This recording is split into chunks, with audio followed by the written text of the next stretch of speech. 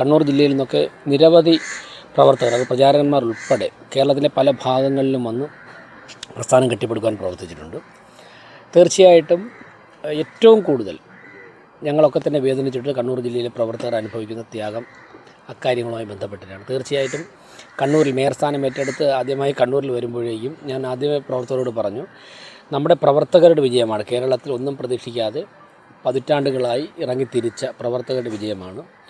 അപ്പോൾ സ്വാഭാവികമായിട്ടും ഇവിടെ വരുമ്പോഴേക്കും മാരാർജിയുടെ എന്ത് തുടങ്ങുമ്പോഴും എല്ലാ BJP പ്രവർത്തകരും മാരാർജിയെ ഓർത്ത് മാരാർജിയുടെ സ്മൃതി മണ്ഡപത്തിൽ പുഷ്പാർച്ചന നടത്തിക്കൊണ്ടാണ് ആരംഭിക്കുന്നത്. ഞാൻ കഴിഞ്ഞ വെള്ളിയാഴ്ചയാണ് മേയറായി ചുമതലയേറ്റത്. ഒരാഴ്ച ആകുമ്പോൾ തന്നെ ഇവിടെ വരാൻ കഴിയുന്നതിൽ അങ്ങേയറ്റം തന്നെ പ്രവർത്തനത്തിന് കൂടുതൽ ഊർജ്ജം ലഭിക്കുമെന്നാണ് പ്രതീക്ഷ.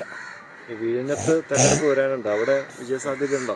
തീർച്ചയായിട്ടും വിഴിഞ്ഞത്ത് ഇപ്പോൾ കോർപ്പറേഷൻ ഭരണം BJPക്ക് ലഭിച്ചതോടെ അതിനുശേഷം ഞാൻ 2 തവണ വിഴിഞ്ഞത്ത് പോയിരുന്നു.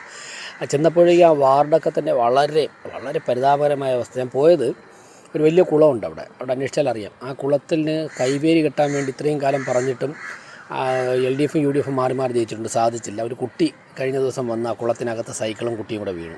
ഇപ്പോൾ BJPയുടെ മത്സരിക്കുന്ന സ്ഥാനാർത്ഥി ബിനു ആണ് ആ കുട്ടിയെ ചതുപ്പിൽ ചാടി രക്ഷപ്പെടുത്തി. ബിനു ഇപ്പോൾ കാലിൽ പൊട്ടൽ വന്നിട്ട് ചികിത്സയിലാണ്. ബിനുവിനെ കാണാനാണ് ഞാൻ പോയത്. അപ്പോൾ അതിൻ്റെ ചുറ്റും ആൾക്കാർ കൂടിയിട്ട് എത്രയും പെട്ടെന്ന് തന്നെ കൈവേരി കെട്ടാം. അപ്പോൾ ഈ കോഡ് ഓഫ് കോണ്ടാക്റ്റ് ഇപ്പോൾ ഉള്ളതുകൊണ്ട് മേയർക്ക് അത് പ്രഖ്യാപിക്കാൻ പരിമിതിയുണ്ട്. തെരഞ്ഞെടുപ്പ് ചട്ടങ്ങൾ മാറിക്കഴിഞ്ഞാൽ അതിൽ കാര്യങ്ങൾ ഇടപെടാമെന്ന് പറഞ്ഞിട്ടുണ്ട്. അപ്പോൾ ഇങ്ങനെ ഒരുപാട് കാര്യങ്ങൾ അവിടെ നടപ്പാക്കേണ്ടതായിട്ടുണ്ട്. അപ്പോൾ അവരൊക്കെ തന്നെ വലിയ പ്രതീക്ഷയോടാണ് നോക്കുന്നത്. തീർച്ചയായിട്ടും ഞങ്ങളാണ് അവിടെ വിജയിക്കാൻ പോകുന്നത്. ഈ ആർശ്രീയിലെ പ്രശാന്തൻ്റെ ഓഫീസിന് മേലെ ഒരു കൗൺസിലർ എന്നുള്ളൊരു ബോർഡ് കൂടെ വെച്ചിട്ടുണ്ട്. അപ്പോൾ ഇല്ലാത്ത അധികാരം BJP ഭരണത്തിൽ വന്നതിന് ശേഷം ഉണ്ടാക്കിയെടുക്കുകയാണെന്നാണ് LDFിൻ്റെ ആരോപണം. ഞാൻ അക്കാര്യങ്ങൾ പറയാനുള്ള കാര്യങ്ങൾ പറഞ്ഞു കഴിഞ്ഞു. അതിപ്പോൾ കൗൺസിലറുടെ ഓഫീസാണ്. ശാസ്തമംഗലം മൗസൂൻ നായരെന്ന BJPയുടെ കൗൺസിലർ കഴിഞ്ഞ 5 വർഷമായി പ്രവർത്തിക്കുന്നൊരു ഓഫീസാണ്. അപ്പോൾ കരാറ് പ്രകാരം കുറച്ചുകൂടെ അക്കാര്യങ്ങൾ ഞാൻ പറയാനുള്ള കാര്യങ്ങളെ കൃത്യമായിട്ട് അക്കാര്യങ്ങൾ പറയാനുള്ള കാര്യങ്ങൾ പറഞ്ഞു കഴിഞ്ഞു. ഓക്കെ, ശരി.